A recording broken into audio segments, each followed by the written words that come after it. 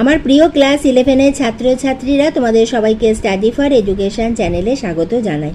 তোমাদের ক্লাস 11-এর খুবই গুরুত্বপূর্ণ একটি বিষয় হলো জীববিদ্যা, বায়োলজি। আজ আমি তোমাদের কাছে নিয়ে এসেছি তোমাদের জীবের শ্রেণীবিন্যাস। এই যে টপিক্সটি রয়েছে তার ওপর ছোট প্রশ্ন উত্তর সহ। কারণ আমাদের পরীক্ষাতে এমসিকিউ এলেও শুধু এমসিকিউ পড়লে কিন্তু আমরা পরীক্ষায় লিখতে পারবো না। আমাদের কিন্তু প্রশ্নের উত্তর মুখস্থ করতে হবে এবং আমাদের পড়তে হবে।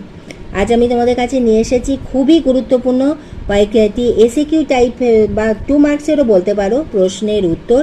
এইগুলো তোমরা যদি পড়ো তাহলে কিন্তু তোমাদের এমসিকিউ এর অ্যান্সার করতে খুবই সুবিধা হবে। এইভাবে কিন্তু আমি তোমাদের ভিডিও দিতেই থাকবো।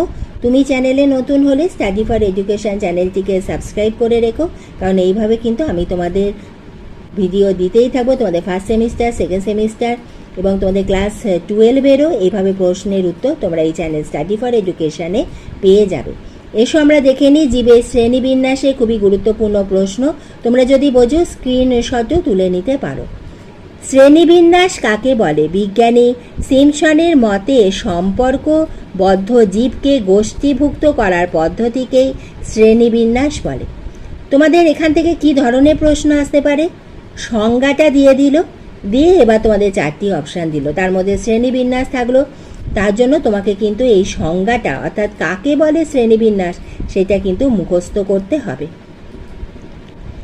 2 প্রশ্ন, আধুনিক অভিব্যক্তি নির্দেশক শ্রেণীবিন্যাস কোন কোন চারিত্রিক বৈশিষ্ট্যের ওপর গুরুত্ব দেওয়া হয়?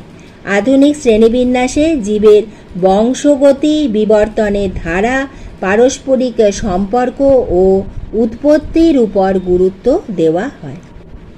শ্রেণীবিন্যাসে 5টি প্রয়োজনীয়তা উল্লেখ করো।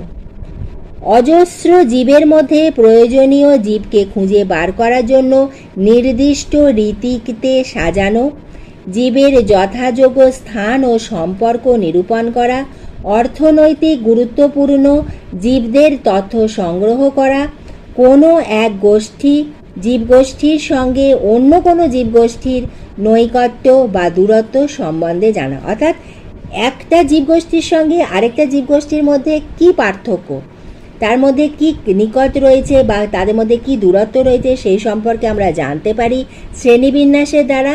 এবং গবেষণারত বিজ্ঞানীদের জীব সম্বন্ধে নানা প্রকার তথ্য সরবরাহ করা।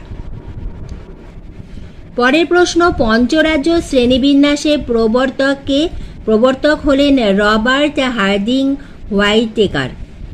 হোয়াইটেকারের পঞ্চরাজ্যগুলি কি কি? পঞ্চরাজ্যগুলি